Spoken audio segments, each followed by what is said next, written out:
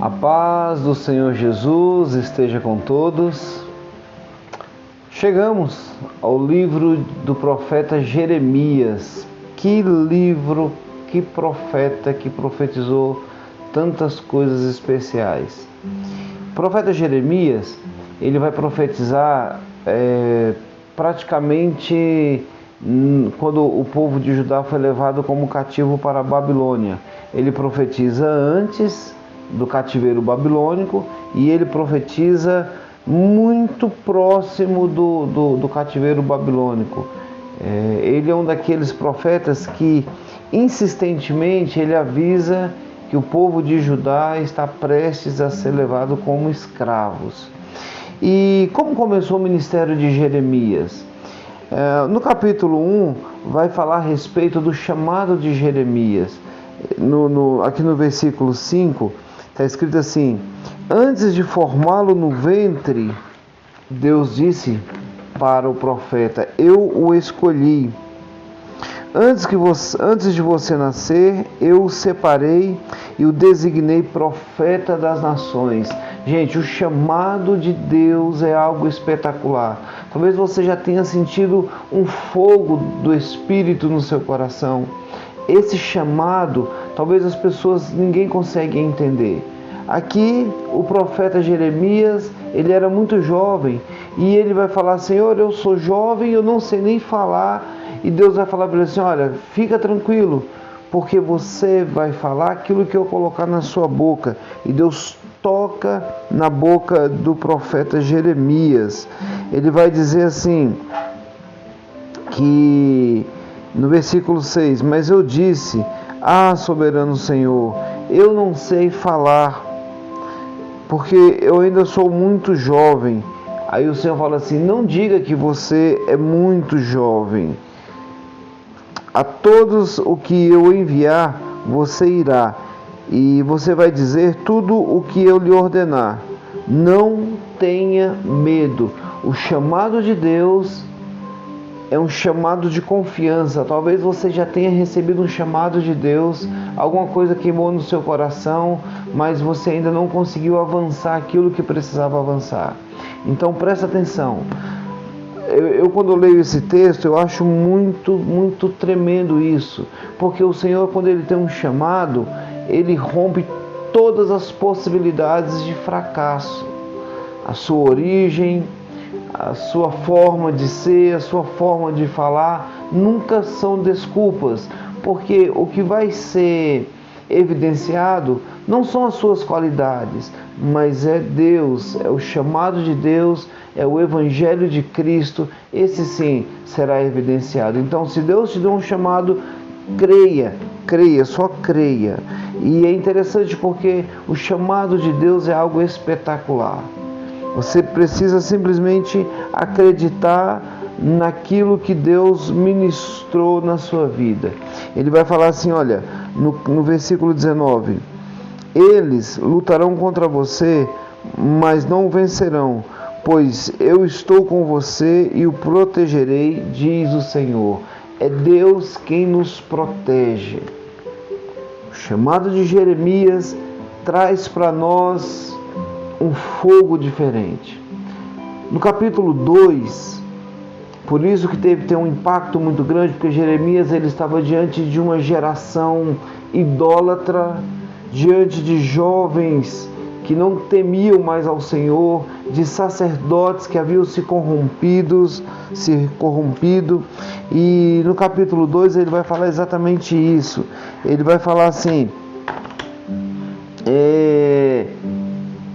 ele vai trazer, gente, que coisa especial isso aqui, ele vai trazer à tona o primeiro amor. Ele vai dizer o seguinte: a palavra do Senhor veio a mim, vá proclamar aos ouvidos de Jerusalém. Eu me lembro da sua fidelidade, quando você era jovem, como noiva, você me amava e me seguia pelo deserto. Você lembra do primeiro amor? É isso que Deus está falando aqui. Deus está falando assim: olha, quando você me amou pela primeira vez, eu me lembro. Eu me lembro do momento em que você declarou o meu amor, o seu amor por mim. E agora Deus está falando aqui como alguém que está com o coração ferido, como alguém que escreve uma carta de amor e agora ele rasga essa carta de amor, falando assim: olha, agora você não me ama mais. Agora você está amando outras coisas. No versículo 5 ele fala: assim diz o Senhor. O que foi? O que falaram para você a respeito de mim que você perdeu o seu primeiro amor? Veja se isso não é com a gente. Hoje a gente tem uma geração em que a unção precisa ser produzida para que a gente chore diante de Deus. A gente precisa de um ambiente, a gente precisa de tecnologia, a gente precisa de palavras coach, palavras de um treinamento. E o Deus vai falar para eles assim: olha, vocês quando estavam no deserto, vocês me seguiram para uma terra que iria semear. Era como se Deus estivesse falando: você me cultuava com as coisas simples. Agora não, agora vocês perderam esse primeiro amor. Por isso que a igreja de Éfeso, agora a gente consegue entender como é que eles perderam o primeiro amor. Porque outras coisas começaram a entrar na mente, e aqui especificamente são outros deuses, ídolos, coisas que falaram: não, vamos fazer dessa forma, nós vamos fazer, o culto agora vai ser dessa outra forma. Aqui eles perdem a forma de cultuar a Deus. E Deus, com o coração entristecido, Ele vai dizer: eu me lembro quando vocês me amavam lá no deserto. A pergunta que eu quero fazer para você, que é essa pergunta que o profeta Jeremias faz, talvez seja a pergunta que Deus queira fazer para nós hoje: você ainda me ama? Com a intenção que você me amou no princípio? Por quê? Porque ele fala assim: olha, o meu povo ele cometeu 2 crimes. No versículo 13, ele me abandonou, a mim que sou fonte de água viva, e além disso, eles cavaram suas próprias cisternas rachadas que não retêm água. Nós corremos um grande risco de perder a presença de Deus e começar a produzir o nosso próprio culto.